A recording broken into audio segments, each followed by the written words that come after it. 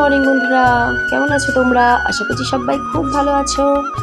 আর আজকে সকাল সকাল আমার বাড়ির কাজকর্মের পরিবেশটা একটু অন্যরকম হয়ে গেছে।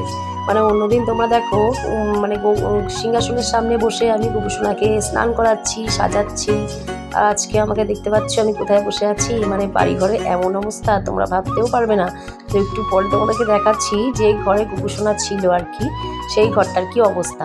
তো তার আগে বলি, তো গোপুসোনাকে আমি এখন কোথায় বসাবো আমার মাথায় একদম কাজ করছে না। তো যাই হোক, এই গোপুসোনাকে সকালবেলা সোয়েটারখানা আগে পরিয়ে নিলাম ঘুম থেকে তুলে, কারণ গোপুসোনা খুব ঠান্ডা লাগছে। আর ঠান্ডা ভালোই পড়েছে, হালকা হালকা রোদ দেখতে পাচ্ছি, তেমন রোদের তেমন তেজ নেই, কেমন একটা মেঘলা মেঘলা, আবার রৌদ্র আছে অল্প অল্প।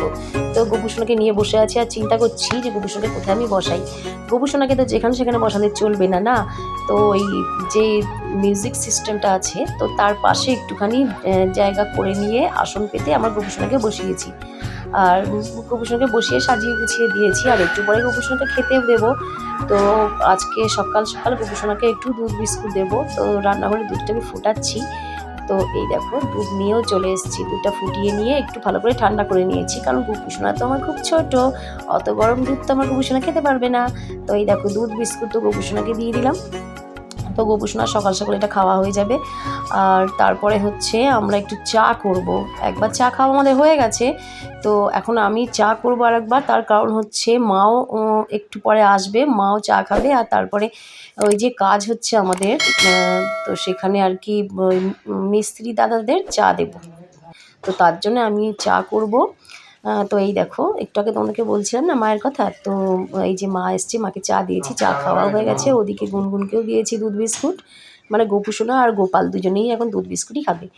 আর হচ্ছে এই দেখো অসময়ে না আম কিনে নিয়ে এসছে তোমাদের দাদা ভাই, কাঁচা আম। তো ভাবলাম যে আমটাকে একটু আম তেল করে রেখে দেবো, আর বাকি অল্প একটুখানি দিয়ে আমি টক ডাল করব। তো টক ডাল তো আমার ভীষণ প্রিয়, কিন্তু সত্যি কথা বলতে টক ডালটা তেমন টেস্ট হয়নি। গরমকালে একটা টক ডালের যেমন টেস্ট হয়, তো এই অসময়ে টক ডাল সেরকম টেস্ট হয়নি, সেরকম গন্ধও হয়নি। তো যাই হোক, তবুও টক ডাল বলে কথা। তো আমার গুনগুন তো ভীষণ ভালোবাসে আমটা দেখার সঙ্গে সঙ্গেই গুনগুন বললো যে মা টক ডাল করো। আর এদিকে দেখো আমার ঘরের অবস্থা দেখতে পেলে, চারিদিকে ফাটা ফুটা। আর ওই যে জানলাটাকে ওখান থেকে খুলে সরিয়ে নেওয়া হচ্ছে, তার কারণ হচ্ছে যে আমাদের বাথরুমটা হচ্ছে, তো ওই জায়গাটাতে পড়েছে।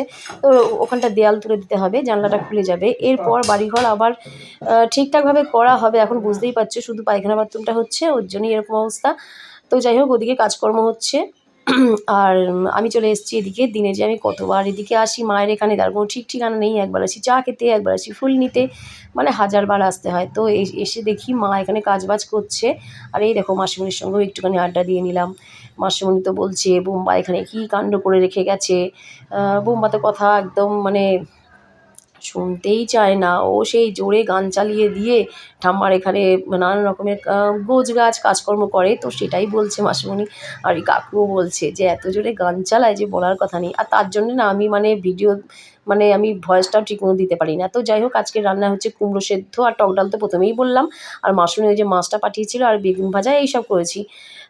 ছুটছাট রান্না আর কি, শিম ভাজা, উচ্ছে ভাজা। তো চলো আজকের ভিডিও তোমাদের কেমন লাগলো? ভালো লাগলে বন্ধুরা অবশ্যই একটা লাইক করে পাশে থেকো। ততক্ষণ যেন টাটা।